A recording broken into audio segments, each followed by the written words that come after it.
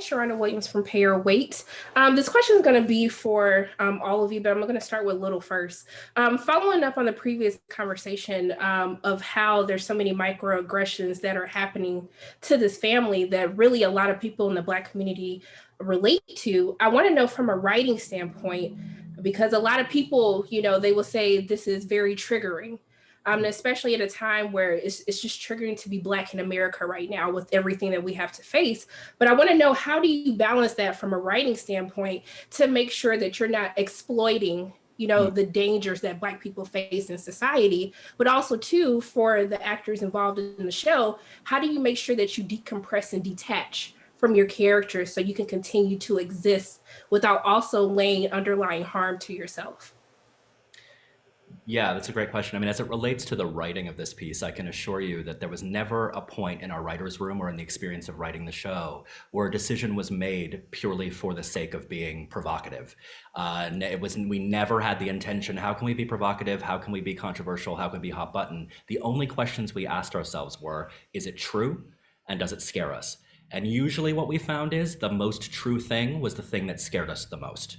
Right? So we focused on truth and let it lead from there. The fact is also that horror and true horror, like the movies that I was referencing from the past, they grapple with trauma. I mean, I think about a film like The Exorcist. I think it's one of the best films, not just horror films, but films of all time. And it's grappling with issues of faith. It's grappling with issues of interpersonal dynamics between a mother and her daughter. And Carrie, another movie that was referenced, traffics in sort of traumatic or triggering sort of episodes, because that is what horror does, right? It goes down to the subconscious, down to the id, and it allows us to kind of roil around in the things that we're not saying. So that was always the focus. It was never like, trying to be provocative. Sorry. That was it. Okay. To your question about decompressing and how we basically took care of ourselves, I think that was your question. For me, one, I leaned heavily on the Emerys. Ashley and I would almost every single day that we shot together, we would decompress on the way home. Just like the day, we would just debrief.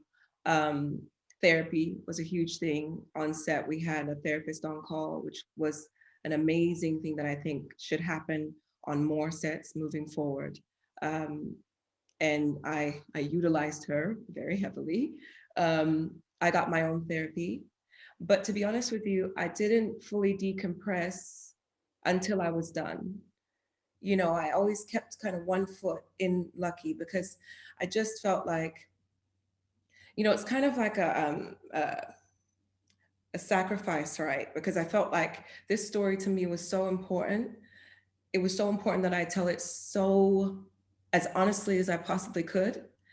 And I kind of needed to put myself to the side for a second and just really deep dive into her. And that required me just holding on to her for the time being that we were shooting, even when we were on breaks, even when it was the weekend, even when we, when other people were kind of like, okay, let me put this to the side. Like I felt like I needed to keep at least one foot in Lucky. And so, yeah, I didn't really decompress fully until I was completely done.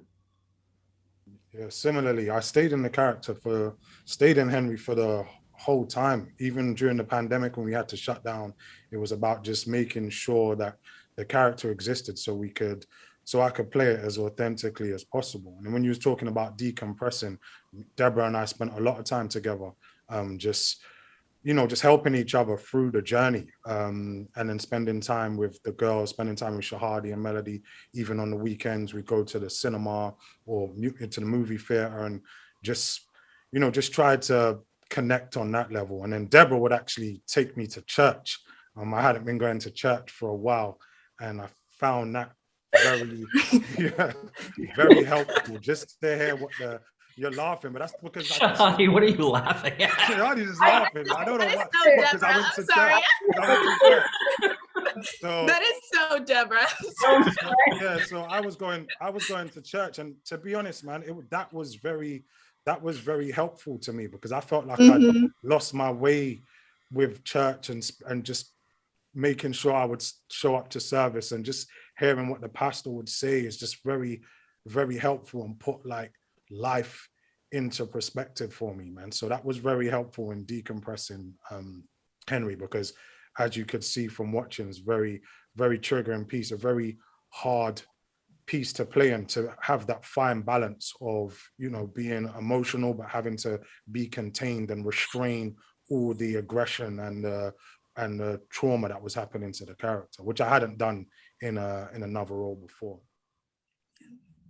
That was like me too. I remember I would FaceTime you and Melody, you guys, just so that I can kind of get back into that. I remember when we first started shooting again, everything just felt so familiar, you know, and it felt like I could just jump right back into it. And I feel like that was probably a good choice to kind of like keep parts of Ruby with me even while we were on the break, because I feel like it just helped us in the long run.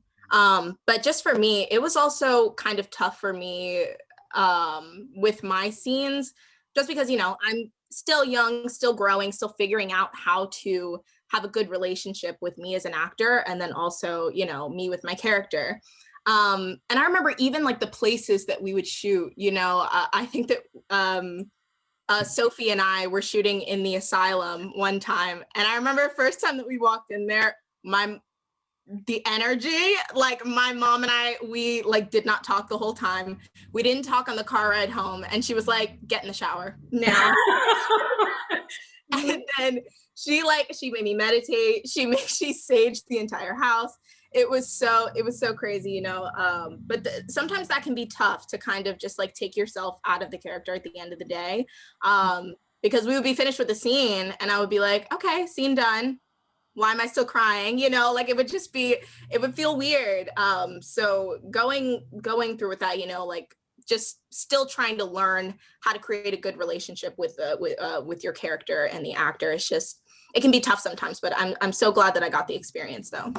Yeah, and I could tell that you were processing a lot, because I would ask you like, how are you doing? Like, listen, I know this is hard. You're like, I'm good. I'm okay.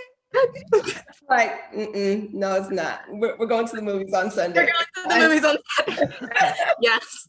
But like, yeah, it was not an easy process, but I feel like it was worth it. You know what I mean? I feel like most definitely. As an actor, I feel like you're blessed to have those opportunities that require so much of you, and also are so effective, and you know will affect so many people, that you can really, you know, not only put yourself to the side for a second, but also work through some things that you didn't know were even inside of you through this character. So I feel like for me, Lucky was almost a bit of therapy for me, to be honest with you, you know. So we share that. I mean, we actually share that even as a writer. And I have to say that I to the first part of your question too, like our job, I think, as artists and as writers is to bear witness. It's to bear witness to the past. It's to disappear. It's not about you, actually. It's about honoring this past. And when I think about a scene like Shahadi's in the classroom, right, that was very much inspired by many experiences. But when I think about like young Ruby Bridges, who at 6 or 7 years old is flanked by US Marshals on her first day of school, while white folks who are middle-aged are screaming invectives in her face, are making jokes about her, that was a child, right? And it's always been a child. And so even though, yes, drudging these things up can be painful, I feel it's our duty as artists to just respect and honor those folks, because without young Ruby Bridges, I wouldn't have been able to go to the school I went to, right? So it's about, rather than just sort of rolling around in it, it's really about honoring those folks who led the way. Yeah. Thank you so much. I appreciate it.